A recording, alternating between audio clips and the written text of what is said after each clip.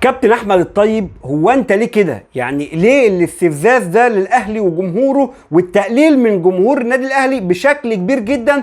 يعني ما تفهمش ليه لما تيجي تبص اصلا على مباراه الاهلي وجرماهيا اللي فاتت ومباراه الذهاب واللي خلصت 3-0 النادي الاهلي، وتبص على يعني المشهد اللي حصل في قناه ابو ظبي من المعلق الاماراتي ومن يعقوب السعدي ومن المحللين اللي كانوا معاه خالد بيومي والكابتن ضياء السيب، فتبص كده ماتش عادي جدا عادي جدا، ولكن الناس دي عملوا من الماتش حاله كبيره جدا لدرجه ان انت بقيت ترند بعد المباراه. يعني الناس دي بقت ترند بعد المباراه بسبب الحاله الجميله اللي عملوها للمباراه اللي ملهاش اي قيمه بالنسبه لي. يعني مباراه هي في دور تمهيدي، اي نعم بتوصل لدوري الابطال ومش عارف ايه وكان، ولكن هي مباراه دور تمهيدي مع فريق متواضع بشكل كبير جدا. خلاص الموضوع امور عاديه، يعني مش مستاهله بالحبه قب، ولكن الناس دي عملت قيمه كبيره جدا للمباراه لدرجه ان هي بقت ترند. ليه؟ الناس دي زي المعلق مثلا اللي بيديك حقك تالت ومتلت وانت بتلعب وبيمدح في الاهلي وفي جمهوره واشاده كبيره جدا.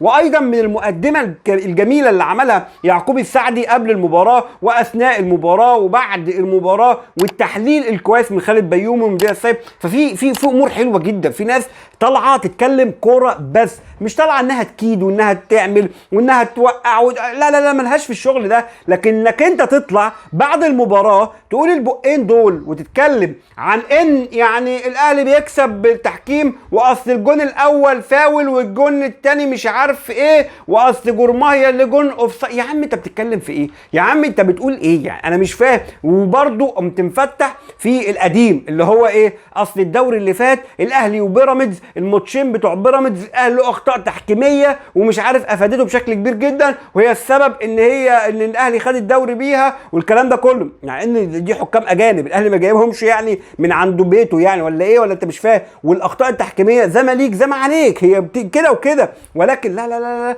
اخطاء تحكيميه مين؟ ده الاهلي بيكسب بالتحكيم، ده الاهلي بيكسب بالمجاملات، ده الاهلي بيكسب بالرشاوي، ده قالها وش الاهلي بيكسب بالرشاوي. قال لك لا مش عارف ايه، مع انك انت لو جيت بس كده تعبت نفس حضرتك شويه وطلعت او عملت سيرش على اليوتيوب وجبت مثلا التاريخ الاسود للتحكيم لنادي الزمالك، هتلاقي بلاوي واعترافات من نجوم نادي الزمالك، اعترافات بلسانهم ان هم كانوا بيجاملوا الحكام كانوا بيجاملوهم وكانوا بياخدوا الحكام ومش عارف ايه. زي فاروق جعفر لما طلع واتكلم وقال لك احنا بناخد الحكام بورسعيد ومش عارف ايه، وعايز انذار ولا عايز ضربه جزاء ولا عايز فاول ولا عايز ايه بالظبط. الحكام كانوا بيديك منيو كده تختار منه اللي انت عايزه. فانت متخيل انت طالع تقول الكلام ده في وقت النشوه وفي وقت ان الاهلي بيعامل انتفاضه كويسه وجميله وتغيظ الجمهور وتقلل من فكر الجمهور النادي الاهلي بالشكل اللي يعني بصراحه المسيء جدا. انا مش عاوز اقول لفظ اتحاسب عليه، لما بصراحه اللي انت قلته ده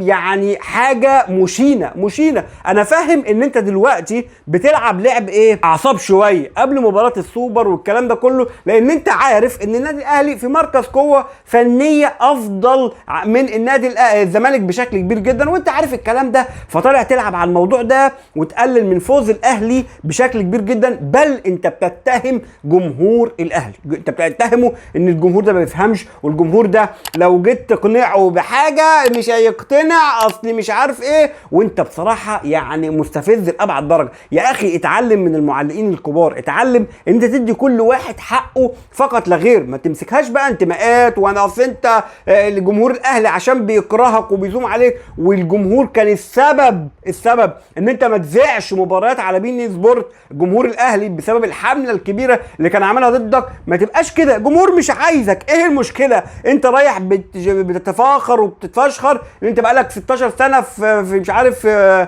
قناه الكاس وبتذيع الدوري القطري اللي مفيش حد بيتفرج عليه تقريبا غير ناس قليله يعني، والكلام ده كله. فانت اصلا مذيع مش محبوب، ما فيهاش مشكله يعني، مش مشكله، انت بربنا رزقك وشغال والدنيا حلوه. ليه بقى دلوقتي طالع تقلل من جمهور النادي الاهلي؟ ده غير كده كمان لو جيت بصيت على البودكاست اللي عمله في قناه المشهد مع الاعلام المحترم، يعني بيتكلم ولما سالوا عن شوبير وقال له ان انا المذيع قال له انا كلمت شوبير وقلت له ان احنا نتصالح، قال مفيش مشكله وما عنديش ادنى مشكله ان احنا نتصالح مع احمد الطيب.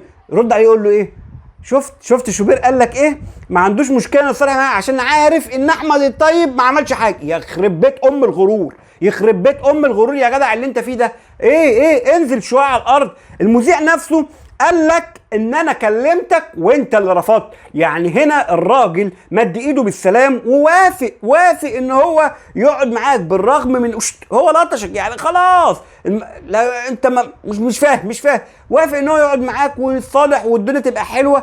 انت اللي وقتها رفضت وبتقول للمذيع انا لا ما رفضتش. المذيع نفسه غلطك على الهوا وقال لك، او في الحوار اللي عاملينه مع بعض ده يعني، وقال لك لا انا اللي قايل لك الكلام، مفيش حد قال لك. انا قلت لك تعالى وانت قلت له انا مش فاضي. جيت بعد كده قلت له معلش اصل انا عندي زهايمر ومش عارف. مفيش يعني حته ان انت تعتذر دي تقيله. ليه مش فاهم. فيا كابتن بطل استفزاز شويه وبطل الحرب النفسيه اللي انت بتعملها على جمهور الاهلي ده. انت مش قد جمهور الاهلي، وجمهور الاهلي هو السبب ان انت ما تذيعش في بي ان ورحت تذيع في الكاس اللي ما بيتفرجش عليها ناس كتير غير يعني الناس القطريه اللي بيتفرجوا على الدوري القطري، يعني مش كتير. لكن مباريات مهمه مباريات كبيره انت ما بتذيعهاش، ده بسبب جمهور الاهلي مش حبك. فما تزودش الموضوع وما تزودش الكره وما تزودش العداوه اكتر من كده. هد الريتم شويه وحل بقى عن دماغنا، مش كده ولا ايه رايك يا عزيزي في الكلام ده بقى؟ قول لي رايك في التعليقات، اعمل لايك وشير الفيديو لو مش تابعنا. دمتم في امان الله والسلام عليكم ورحمه الله وبركاته.